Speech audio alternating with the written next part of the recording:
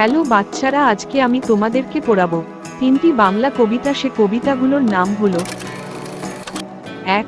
ছড়া, 2. নতুন বছর, 3. কাঠবেড়ালি। প্রথমে আমরা পড়ব ছড়া কবিতাটি। আকাশ ঘিরে মেঘ করেছে, সূর্যি গেছে পাটে, খুকু গেল জল আনতে পদ্ম দিঘির ঘাটে। পদ্ম দিঘির কালো জলে হরেক রকম ফুল, হাঁটুর নিচে দুলছে খুকুর গোছা ভরা চুল। এবার আমরা পড়ব নতুন বছর কবিতাটি। কান্না হাসির পোটলা বেঁধে বর্ষা ভরা পুঁজি, বৃদ্ধ বছর উধাও হলো, ভূতের মুল্লুক খুঁজি। নতুন বছর এগিয়ে এসে হাত পাতে ওই দাঁড়ে, বল দেখি মন মনের মতন কি দিবি তুই তারে। আর কি দিবি? মুখের হাসি, ভরসা ভরা প্রাণে, সুখের মাঝে দুঃখের মাঝে আনন্দময় গান। এবার আমরা পড়ব কাঠবেড়ালি কবিতাটি।